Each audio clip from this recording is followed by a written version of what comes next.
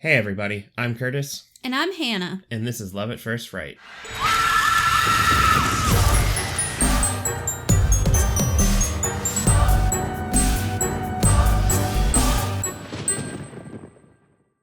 Welcome back to the podcast, Curtis.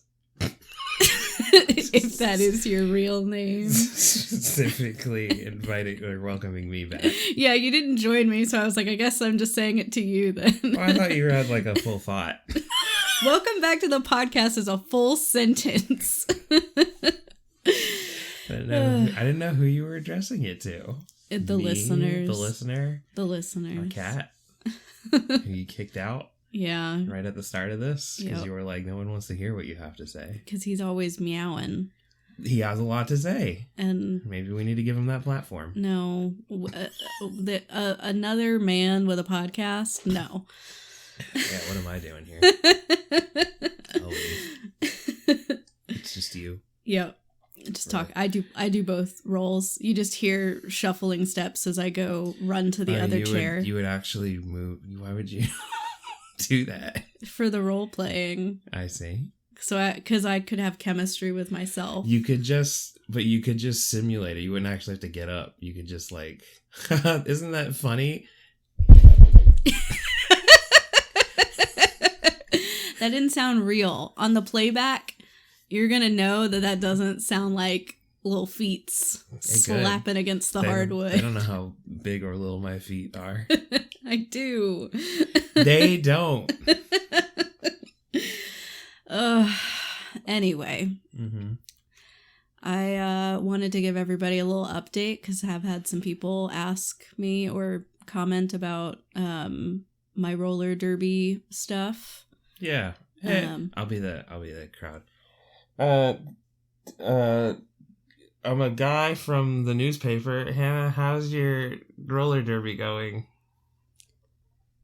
You're someone from the crowd, but you're announcing that you're a guy from a newspaper. That's what they do at the press conferences. They're like, "Hi, I'm guy." Yeah. At the WNBY. Yeah, they announce what they're from. 27 so they know. So the person News. answering knows that they're giving the answer to them. So okay. I'm a local newspaper guy. I'm a guy from a local newspaper. How's your roller derby going? Well, let me tell you, a guy from a local newspaper. Answer the question. Stop dodging.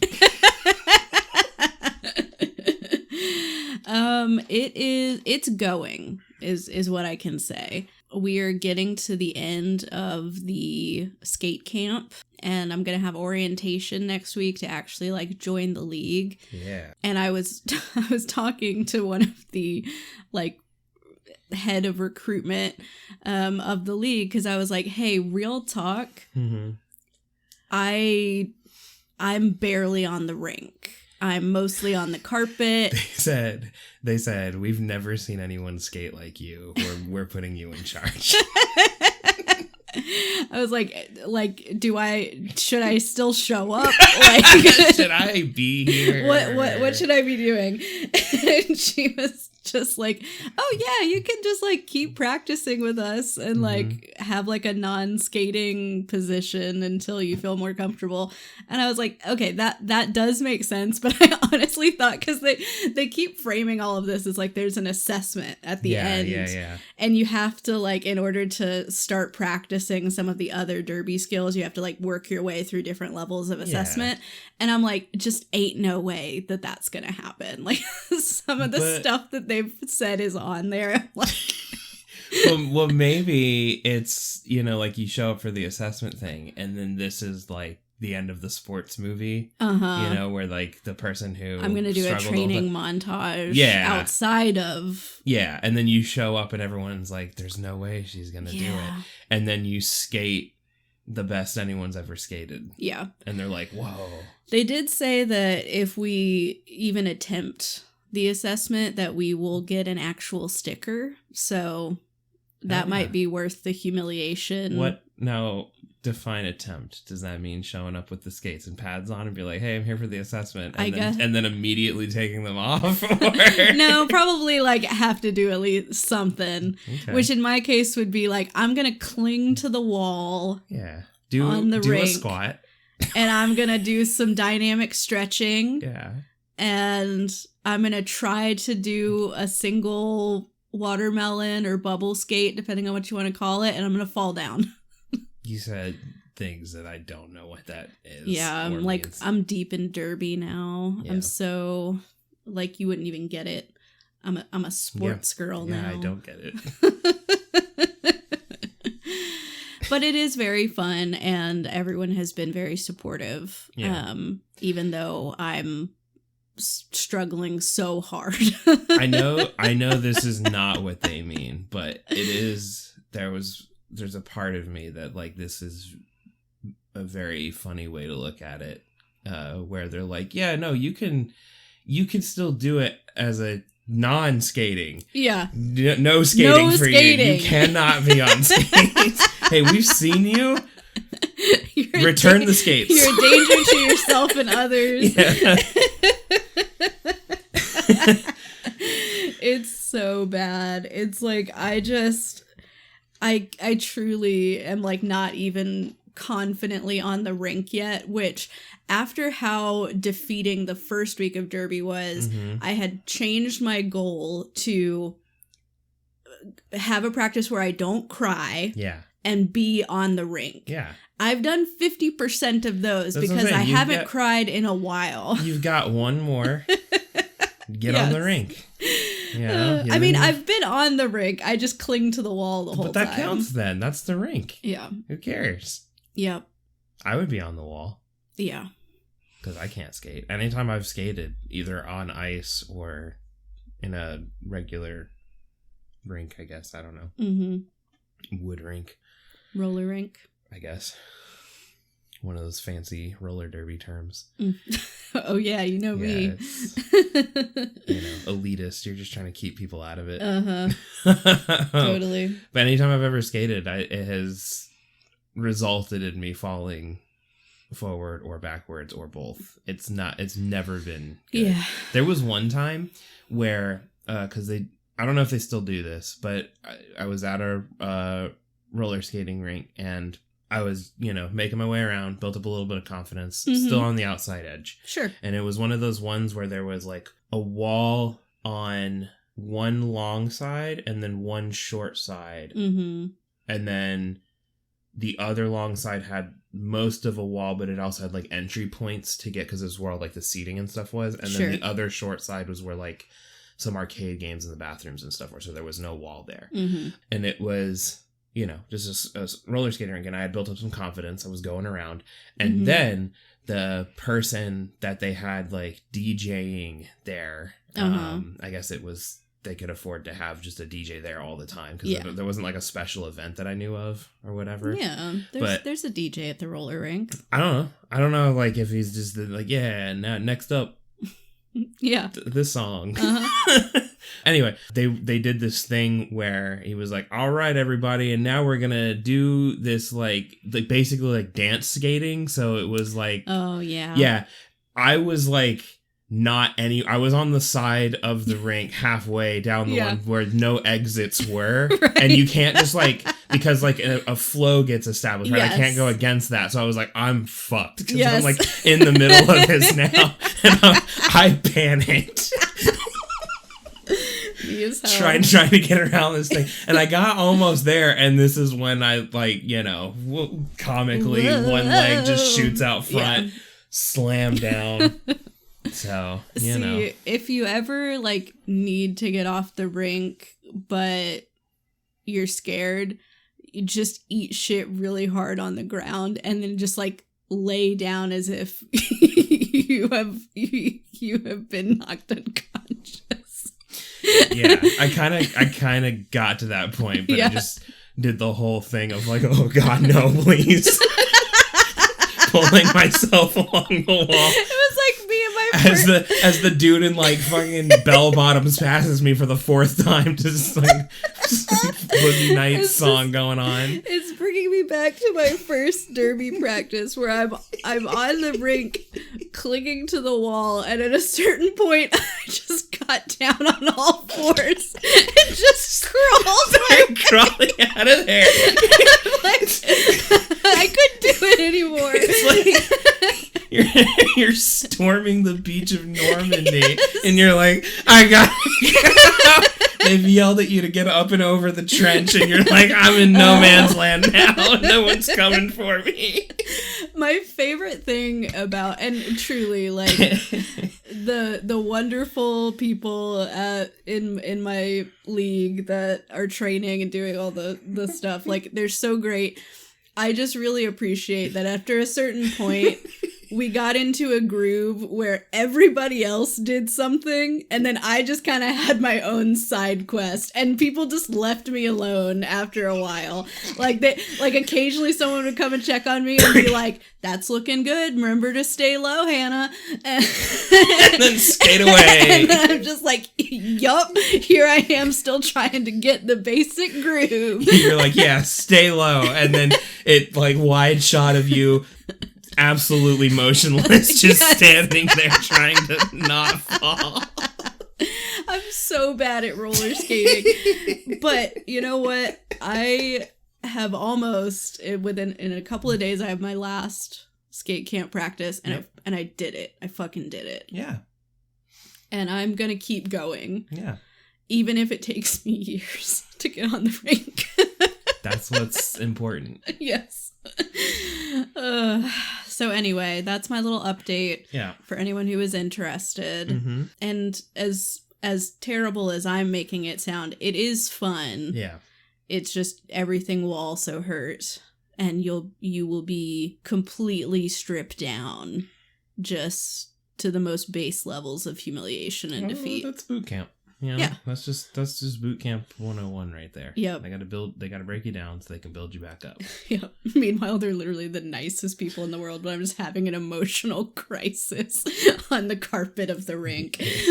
Yeah, you're like, yeah, they're gonna break you down, strip you of everything you are, and then cut to them. They're like, did you drink enough water? You're doing great. Make sure to take breaks. Literally them. And I'm just like sweat pouring down my face, sobbing. I'm gonna die. Screaming. This is it. Wow. But yeah. I'll periodically update you all. Maybe next time I talk about it, I will confidently be on the rink. Mm-hmm. Maybe. You'll be skating. Yep. Well, let's get into the movie. Movie time. Yeah. We watched Hell House LLC. Yep. Every single time except for that one, I have struggled to say the name of this movie. There's too many L's in the title of this. You find it hard to say? Yeah. I stumble over Hell House. I feel like I don't put enough on hell. Mm-hmm. And then I get into the word house, and then my brain's like, go back. But I'm already in house, and then it's like, hell. And then it hits you with the LLC. Yeah, and then the LLC right at the end of it. Yeah. It's just like another, like, oh, you thought you were done? This is like me and Derby. Get off the rink, kid. You thought you could say something simple? Thought you could say words you know? Yeah. We have a non-speaking role for you. Brutal. Yeah. Oh, man. No, it was interesting because I had thought I had maybe seen this movie before, but I wasn't positive. And then we sat down and started watching it, and like a minute in, I was like, I've never seen this before. Yeah. But then there was a scene, I'm going to say halfway through it, I don't actually know when it shows up. But then I was like, oh, I've seen this scene from this movie because you've watched it before. And I happened to be in the room when you were watching it. And I saw it's this like one of the it. creepier parts. Yeah. And I kind of saw it out of context. So like, I don't think it had as much of an effect on me at that point or whatever. But yeah. Yep. So we can kind of get into it a little bit. It is a 2015 found footage supernatural horror movie. It was written and directed by Stephen Cognetti. And the cast of this, we have Ryan Jennifer Jones playing Sarah, Danny Bellini playing Alex, Gore Abrams playing Paul, Jared Hacker playing Tony, Adam Schneider playing Mac, And then we have a few, those are kind of our main crew, but we have a few other people. Alice Balke, Phil Hess, Lauren Kennedy, Jeb Krieger, and Miranda Robbins playing some of the more minor characters of the film. But yeah, basically the hook for this movie, it is a faux documentary that is following a group of Halloween haunted house creators as they prepare for the opening of their popular haunted attraction Hell House. But on opening night, an unknown quote-unquote malfunction causes the death of 15 tour-goers and staff. And then this faux documentary is revealing the lead up to the tragedy and kind of what really happened that night, because it's this public mystery that no one really knows the truth of what happened in Hell House. Yeah. I really enjoyed this particular aspect about this movie, and that I generally like found footage films. Me too. I do think a lot of the times they're like hit or miss. Like, you've seen ones that are just like real bad, real bad, but then, you know, there's plenty of examples to point to, like Blair Witch Project. You and I both really like As Above, So Below. I think is one of the best ones that's been made. Wreck, we also did that one. Wreck is really good. So yeah, I think we have like a special place in our hearts for found footage films. I do love a good found footage movie. But I've also seen plenty of them where I'm like, hey, this is garbage. I think it's also because found footage is one of those movie concepts that lends itself to a low budget. It's possible to make a found footage horror movie on just like a cell phone. Yeah, well, and like horror movies already have lower budgets, generally speaking, and so then you lower it even more. Yeah, you know, so we're getting a bunch of a lot of crap too. Unknown actors and stuff who are breaking into the film industry, you know, and directors, basically anybody involved with the film a lot of times, you know. But anyway, one of the things that I really enjoyed about this movie was how they framed it with this faux documentary thing. Yeah. To me, I actually think some of the best parts of this movie are when we're doing the like talking head segments. Yeah. Where they're interviewing people. Some of them are a little bit more effective than others. Some of them feel like they're really playing it up to the camera a little bit more. But when they're doing it, because it does kind of feel reminiscent of like, you know, First 48 or these like crime shows or unsolved mysteries. Or, some stuff like that. Like, it really does kind of emulate that, I think, really successfully. And then you kind of forget that framing is there when they do show, you know, the segments of like when the crew is in the haunted house in the lead up, the several weeks or whatever, up to opening night for the haunted house. Yeah, I really liked whenever it cut back to them. Yeah. And there was the interviewer asking these people questions, and I was like, oh, this is like a fun way to get exposition about the world as a whole, but also like specifics about like some things that kind of went on down there, right, or inside Hell House on the night of or the leading up to, but like they didn't necessarily have answers to these things, without having one of the things that I think makes like worse found footage movies, where like the actors have to like over explain a thing on the camera, you know, as they're filming it or whatever. Yeah, it's people outside of who's on the camera. Yeah, I think it was a really cool way to do that. I think it helps a lot, and I think it does kind of add a sense of like authenticity and immersion to it, because even though it's still kind of this like cheesy found footage, to your point, it also does feel like watching one of those true crime documentaries, and like that is how it is. Like, they're kind of over the top and you know, a little heavy-handed, and so you feel like, okay, maybe this is something that could have actually happened. I also think they use the witness/expert interview segments to really good effect early on in the movie in terms of creating suspense and setting expectations for what you're going to see. There's like a particular segment where they interview a journalist who, you know, he's like devoted his career to, you know, figuring out what happened, because like the police are being very tight-lipped about it, and it's this whole thing. And he like broke in, this is after the events of that night, and he took pictures. And they show some of these pictures that he supposedly took, and they look like the kind of like overexposed flash on like, a digital camera or something. And you see like blood spots and, like a door blown off its hinges in like a very unnaturally looking way. And meanwhile, the police are trying to make it sound like, oh, there was just some unfortunate prop malfunction. Yeah. And so it kind of creates this sense of like, I feel like as a viewer, it really gets you invested and you want to know what actually happened. Yeah. Which is good because you get that buy-in and then you're invested. I do think they use all of those things to like great effect. That's not to say that I don't have like some issues with like the kind of world building of these things. I kind of give it a little bit of a pass in this one. I believe there's 4 total Hell House LLC movies now. Yes, as of right now, there's 4. So like in the first one here that we watched, I can kind of give them a pass because obviously the tragedy that happens on opening night for Hell House LLC hasn't occurred yet.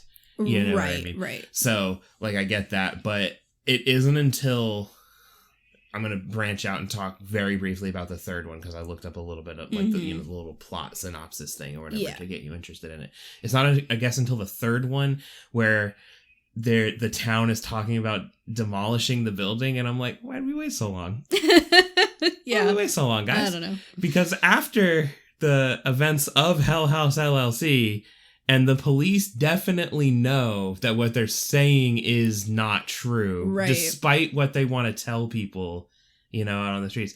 They're just gonna let it stand. I guess so. That seems crazy to me. It's like, it's one of those things that like in these kinds of movies that it always comes up against. It's like, why aren't we just demolishing it? Why aren't we just getting rid of Especially because the first movie very much leans into this idea that like the police know something about that night and they're keeping it from the public for one reason or another. So if we really buy that the police don't want the public to know the truth, wouldn't it make even more sense? Yeah, just literally demolish it. And then you eliminate the possibility of journalists going in there and further They wanted to let it stand just long enough so that other people could get in there. They were like, okay, we have an opportunity here. We can become like the weird town where a bunch of murder happened and get some tourists.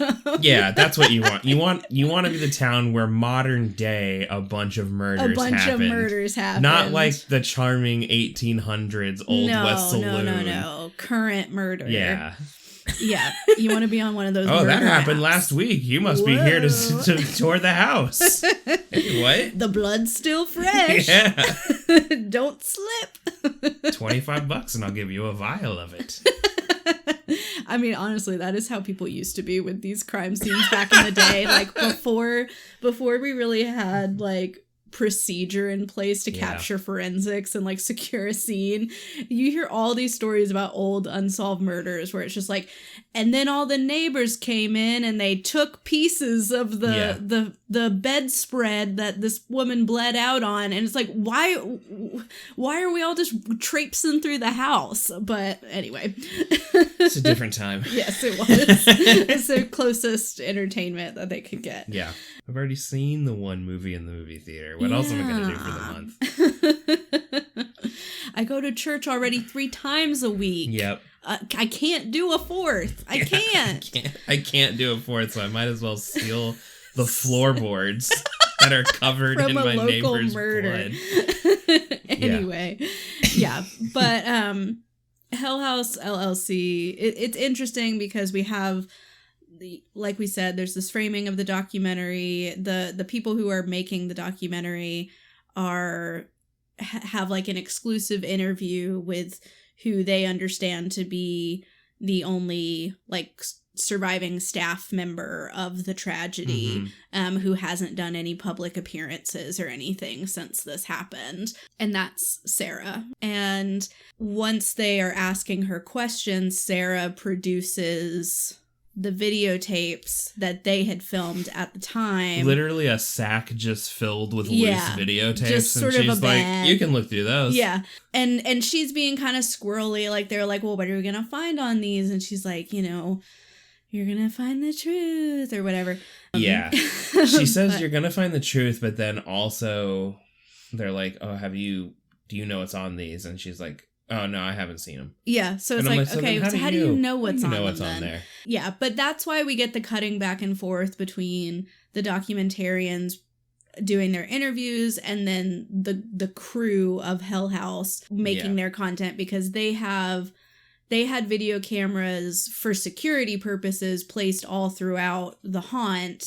But then they also have like one of their crew members is kind of there, like he just like has a camera and he seems to be filming everything, and the justification we get for that is that they might make some like behind the scenes content for their website. Yeah. And then I think it kind of, because there's a point this character Paul starts talking about how, oh, I'm going to catch myself a ghost. So I think that's also kind of the justification, is that like he originally might have been doing it for that purpose, but then he kind of got into it and was like, ooh, I'm going to find something spooky in here. Yeah. So I do think some of the justification for the filming of within that group of people is a little bit weak. Yeah. But that's also just kind of like a flaw of found footage, and like you kind of just have to embrace it.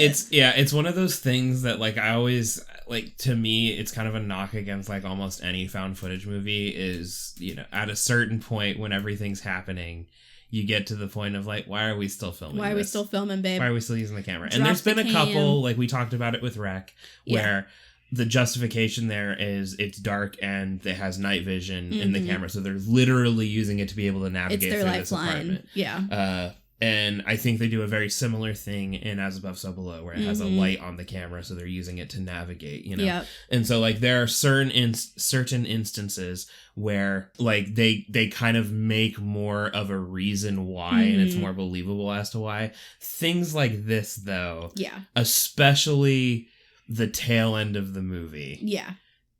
It really falls off as to why we're still filming, or why we have filmed certain things. Accept it and just sort of move on. But yeah, because by this point you're over an hour into the movie and you're like, well, it's not too much more time investment to watch it anyway, so I'm just gonna see this whatever. one through. So, you know, and it's truly, it's not that big of a deal. It is just, it's one of those things that if you really get into found footage movies, it's like so easy to notice and pick apart. Yeah. The point where you're like, they should have stopped filming here. Yep.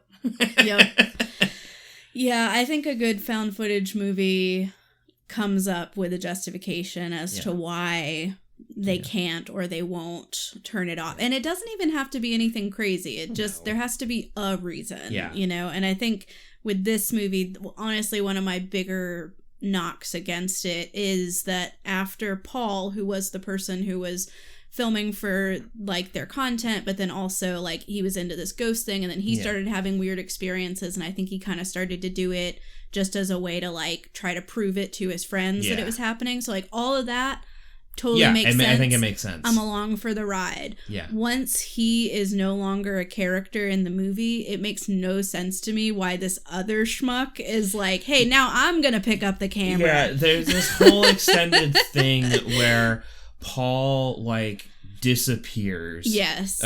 We see what happens to Paul, but the group doesn't know what happened. But the group doesn't know what happened. This is another one of my kind of gripes against this movie in particular, because they set this premise up before Paul gets taken, where Paul experiences something on the camera and then he makes everyone watch it and they all see what happens on the camera, and then they kind of try to like just talk it away or whatever. And we'll talk about that scene later. But this scene where Paul gets got. He wakes up, and in like sitting against the wall in his room, there's like this creepy lady. Yeah, just sitting there. Ghost lady dead. Something or whatever. And I thought at first it was one of the scare actors just messing with him, and it was gonna be a fake out.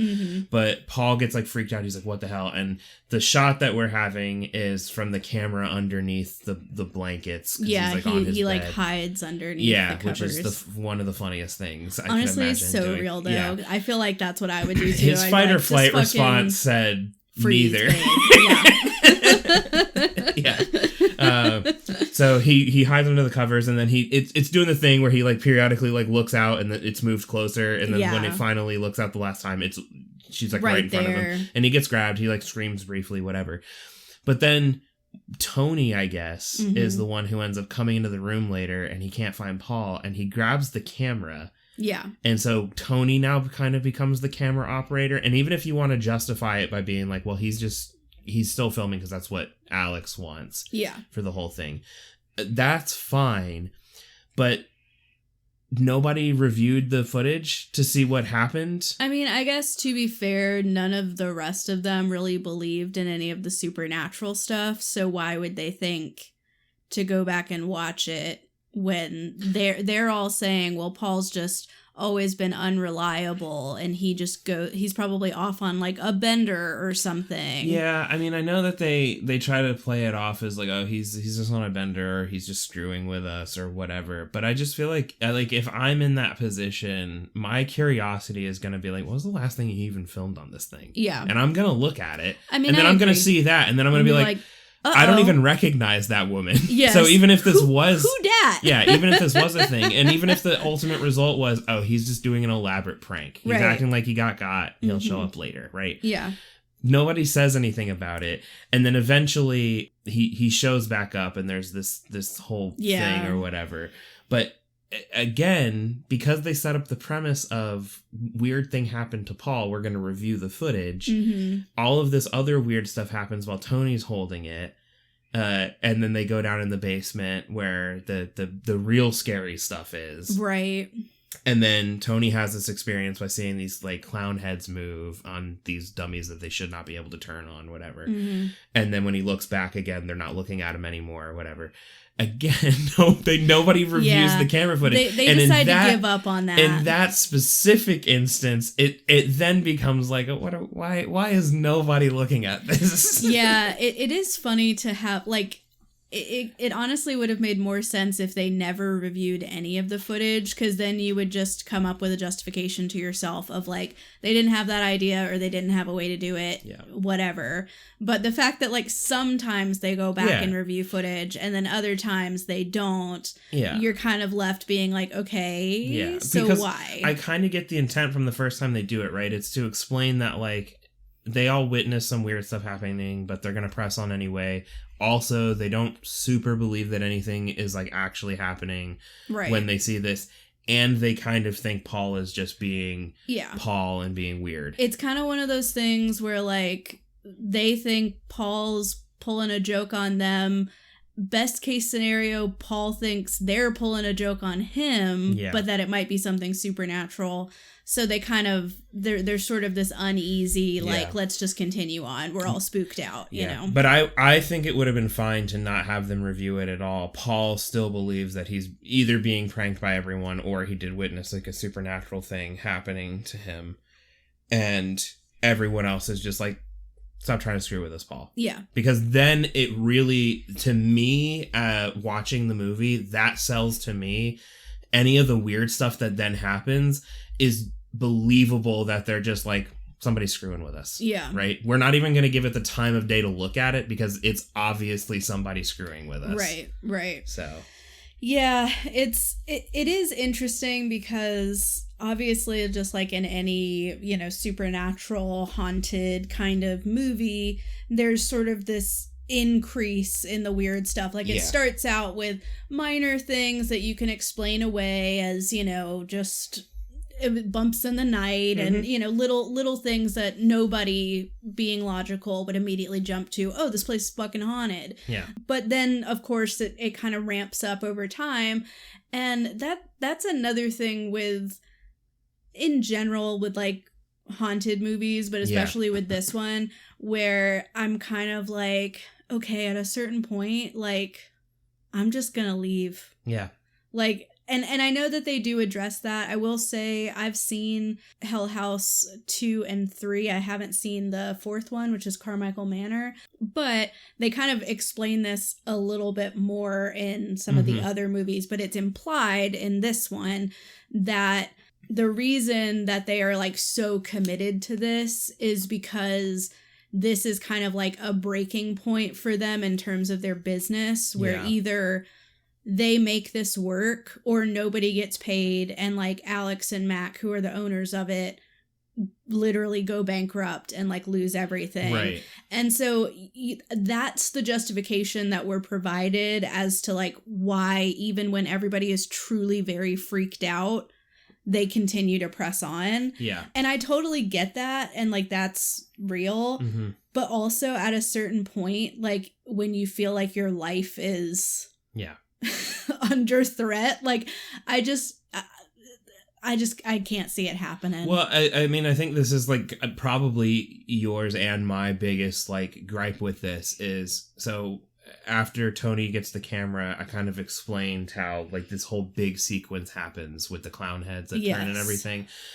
There's this recurring clown mannequin. Oh, he's so spooky too. Yeah, he's very spooky, and they do a really good job with it. This first clown is the one they explain that like when they're setting it up, they're going to chain them to this wall in the basement, and specifically they're having this issue where like the clown heads can't all face the same direction because like none of them can turn or whatever. Yeah. And we start getting this weird stuff where like somebody sees it and it's like definitely has its head turned, and it even shouldn't though be, they've already established it can't do that. Yeah. And then Paul has an encounter where he and I think Mac are the only ones that are home at the time at the hotel, and Paul's just walking around filming and he's looking for Tony, I guess, and he comes across this like hallway, and the clown dummy thing is just standing there. Yeah. And he thinks reasonably at first that this is Tony messing with one him. of the other crew members put the outfit on. And he's like, what are you looking at? Because he's not saying anything. And he like looks down like the stairwell or whatever. And then he aims the camera back at him, and now it's looking dead at him. Yeah. And he's like, why are you being weird? Whatever. And then he decides he's going to go back, and he goes to see Mac again, who's in the same spot that he left him in. He was like reading a book or something. Yeah. And when he rounds the corner, Tony's in there talking with Mac. Yeah. And he's like, how the fuck did you...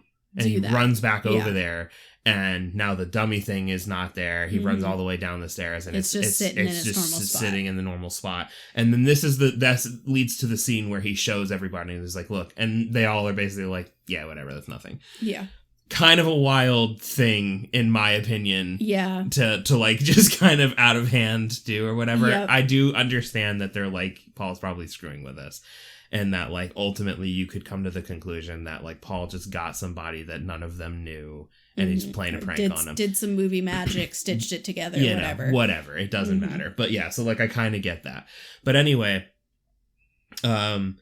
later on, this same clown mannequin is now standing at the bottom of the stairs to the sleeping quarters, like, where all the hotel rooms are upstairs, where they're all staying. And it's just standing there.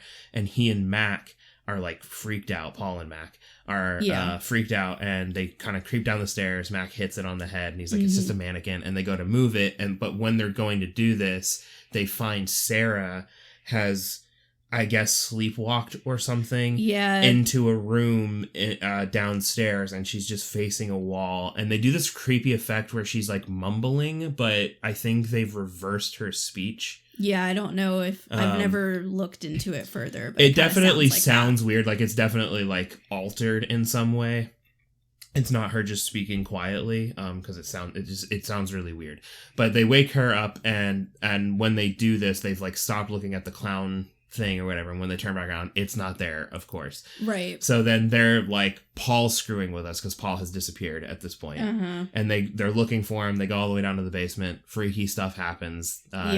Tony sees on the camera the clown heads are all looking at them, and then he's like, oh no, get inside the walk-in fridge.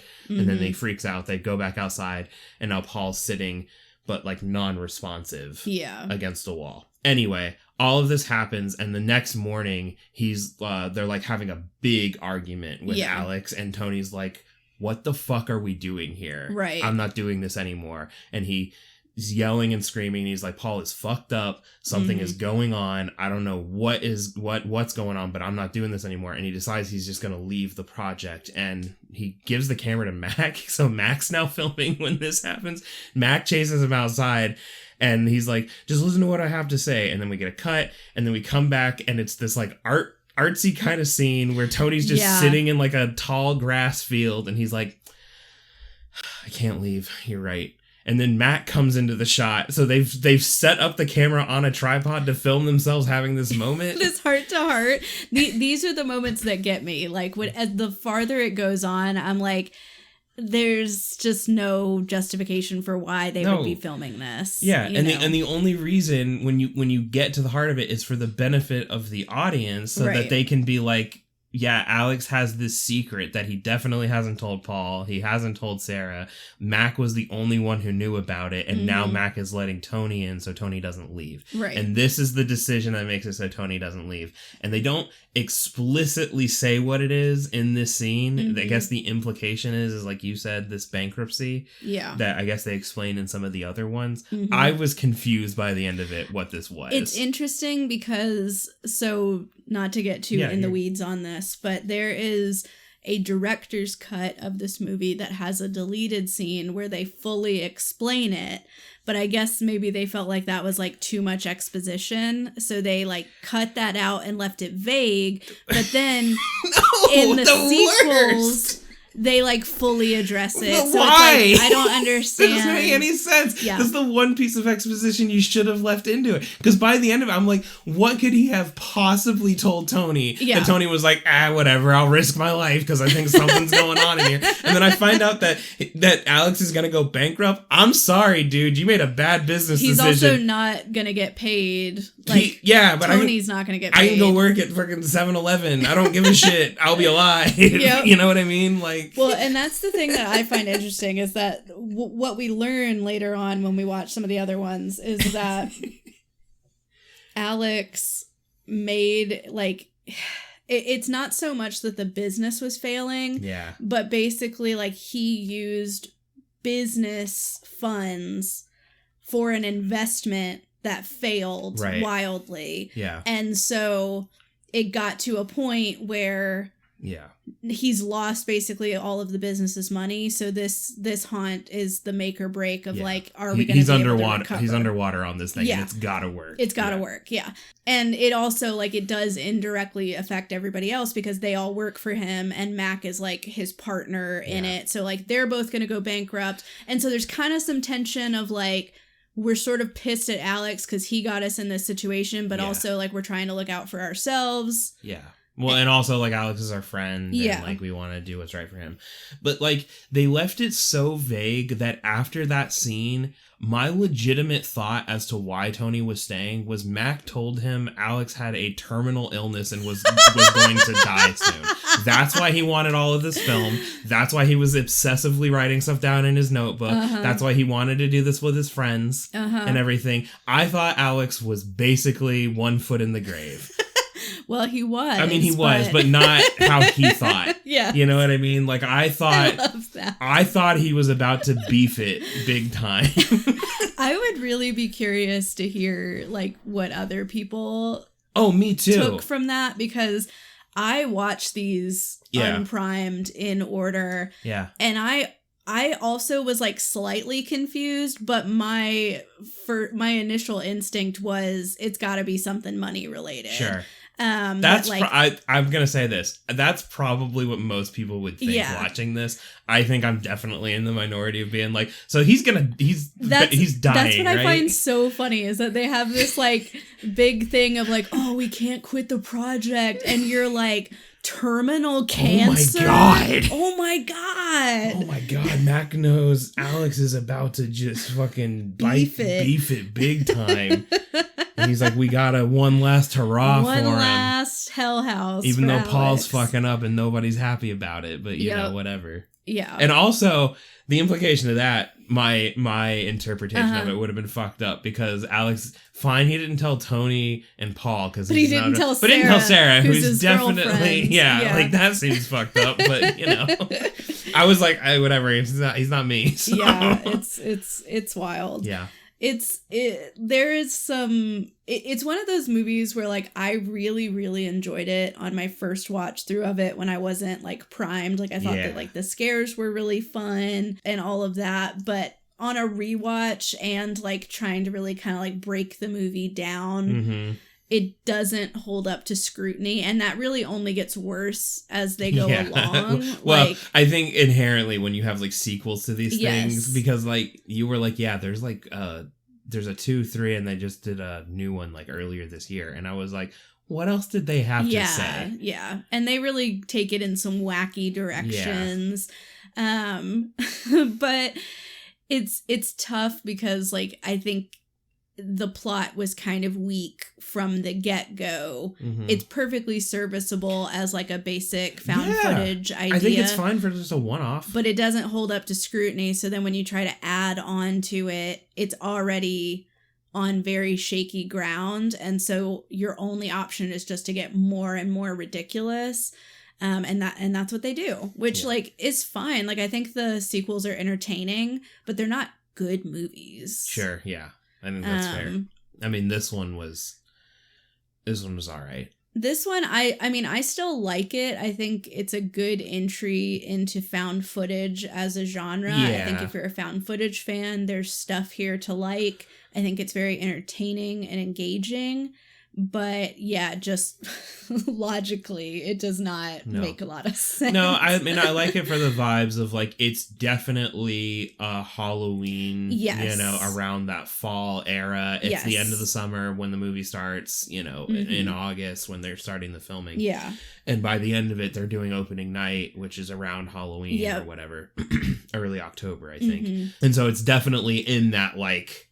that slot of like Halloween horror movie vibes. Which is fun. Yeah, because not every, you know, horror movie is explicitly Halloween related. So this is kind of a fun, like actually canonically Halloween tied movie.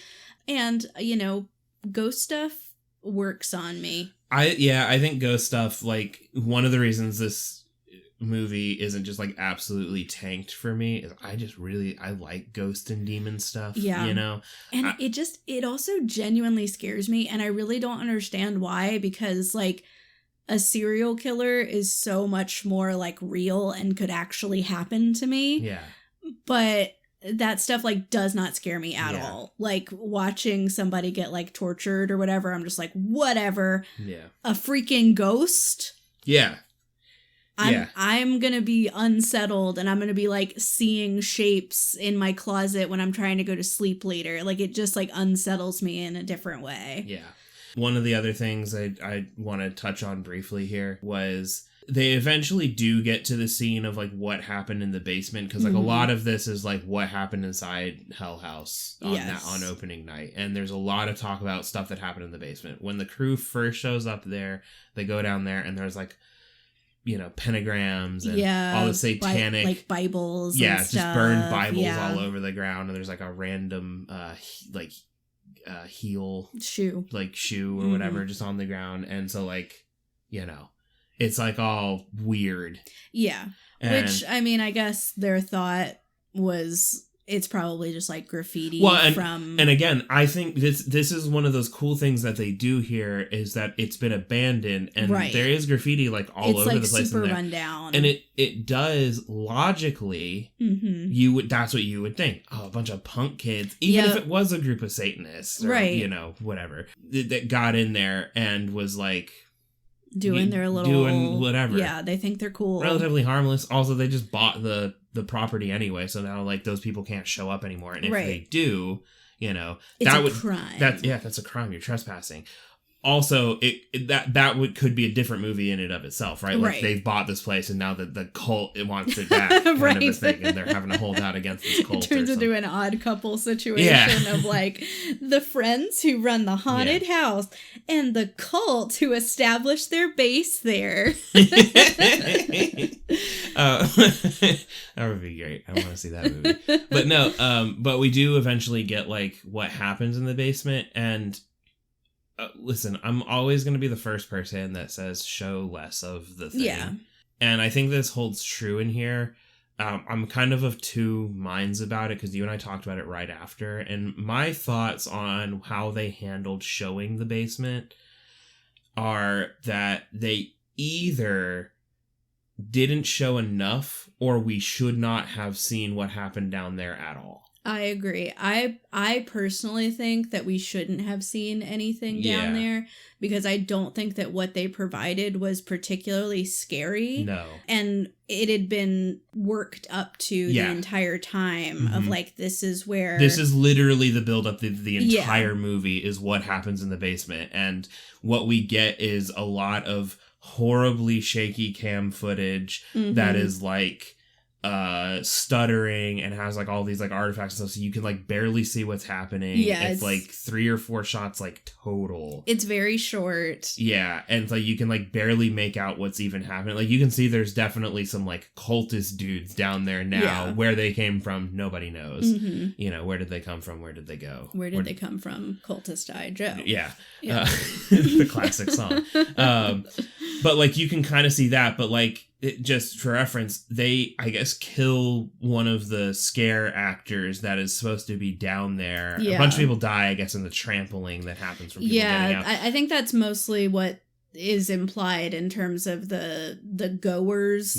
Like, I think it's just, they basically did like a crowd crush kind of thing, trying to get out of the basement. Yeah. Then the scare actor who was down there, she gets killed. But you don't even, like, this is kind of my complaint with it, is like they show it but like also not really. Yeah, they show the lead up to it. Yeah, you kind of just see like a thing, like a figure approach her and she's like screaming. Yeah, and then we don't really see anything. Yeah, and like again, you know, I'm always the first to say show less of the thing because it makes it scarier, but I feel like I saw enough of it that I was like, it's just dudes in robes. Like I can't even tell that it's like demons or whatever. It's just you know what I mean? Or like if it's like they were kind of human shaped, I guess, but they were like taller, but they were so blacked out that it didn't even have that like uncanny effect of like The Conjuring 2 with the crooked man, where he's like, he's definitely human shaped, but he's like too long. You know what I mean?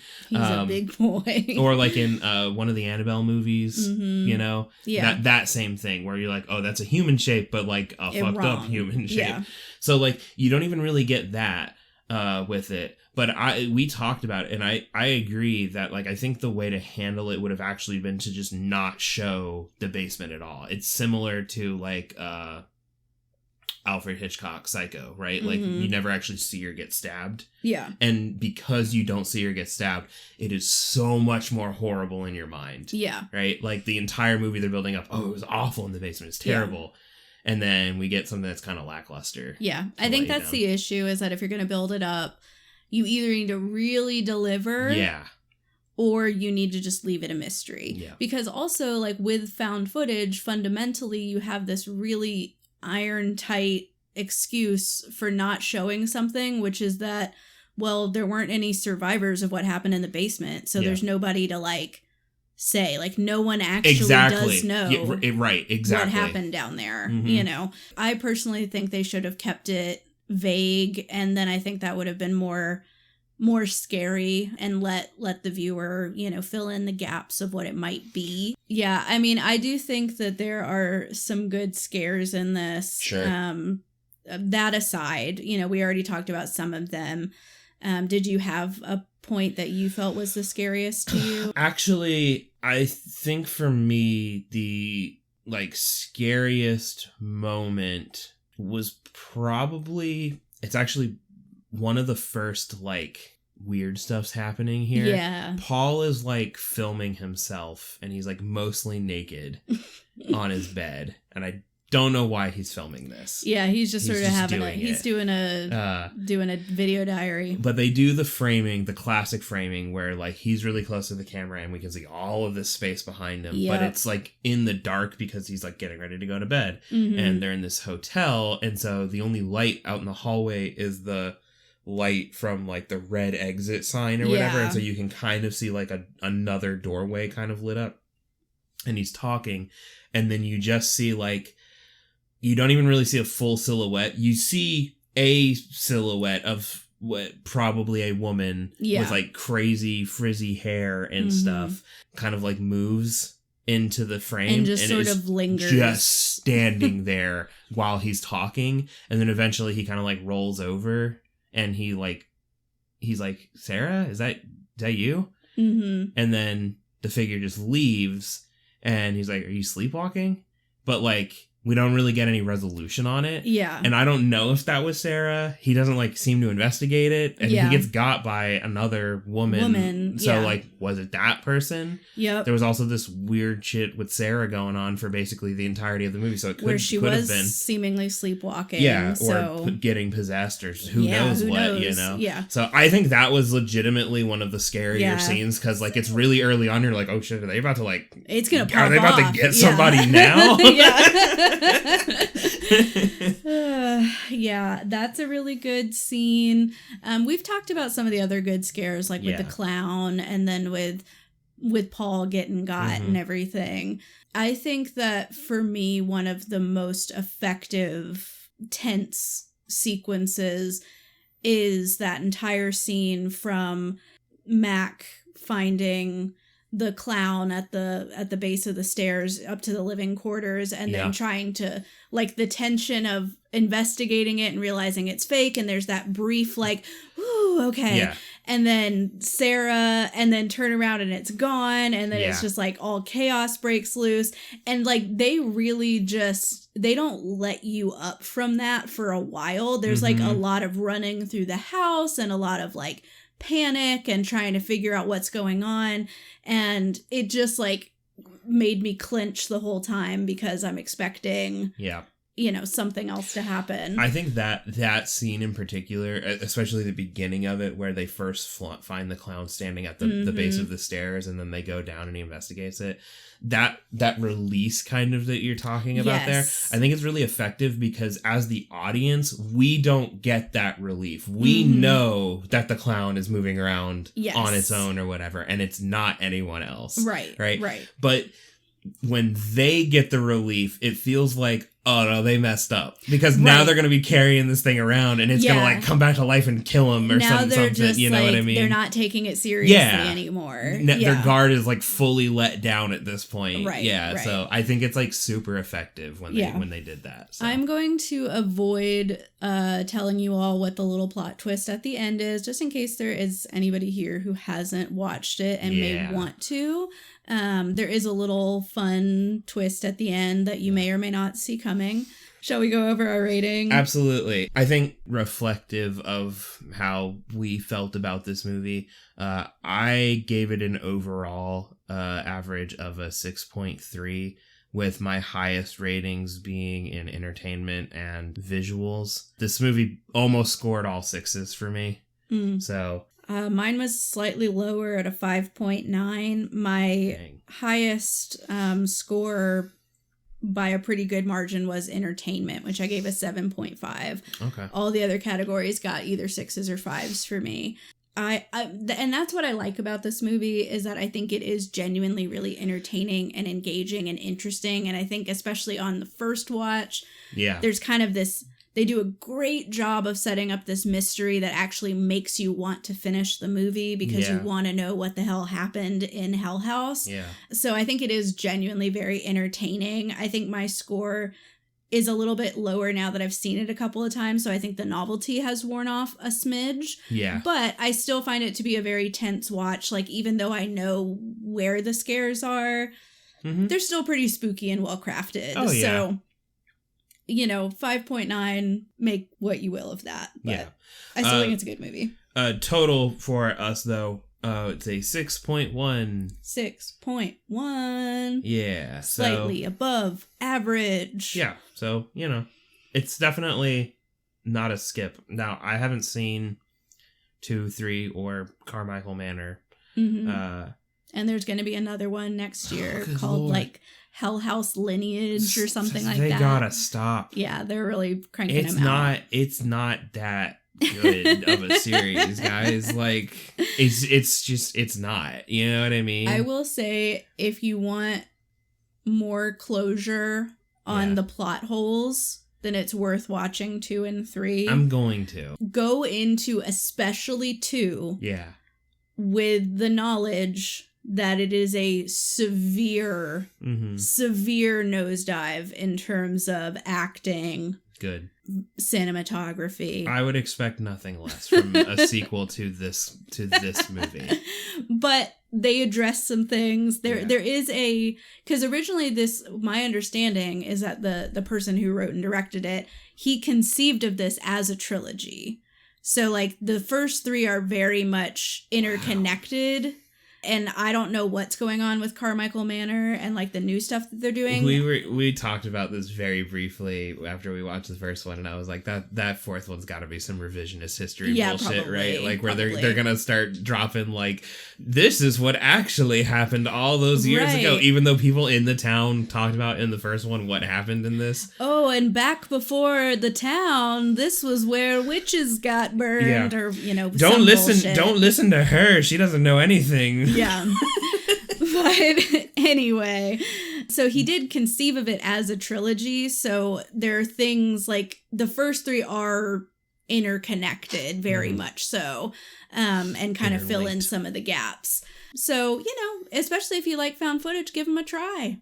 They're on Shudder. They're all on Shudder. What, Prime, I think, too? The first one is available on Prime. They're pretty easy to find. Every other one you have to buy and rent right now. But they're all if you have a Shudder subscription, because I guess after the first one, Shudder was like, I gotta get my hands on that. They were like, we own this now. So they're all Shudder originals now or whatever. Yeah. And so they're all on Shudder if you have that. Yeah. Which now is the perfect time of year to have a Shudder subscription. Yeah. They have like the Halloween stuff and like all this. It's it's a horror subscription service. So like they're not a sponsor, but they should be.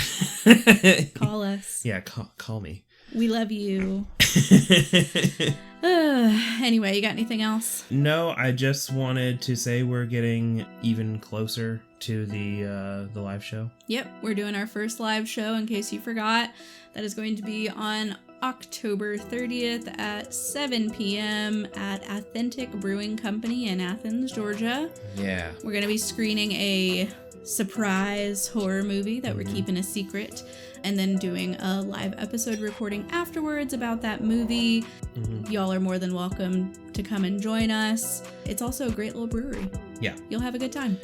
Yeah, they got some good stuff there. Yeah. But yeah, if you want more information about that, you can go onto Facebook and look up our page, or Authentic Brewing. I think they co-hosting an event there, so you can get all the details you want there. Yep. Our Facebook is Love at First Fright. We're also on X and Instagram at First Fright Pod. We also have an email address if you'd like to send us any feedback or suggestions. That is firstfrightpod@gmail.com. As always, scare well. See you next time. Bye.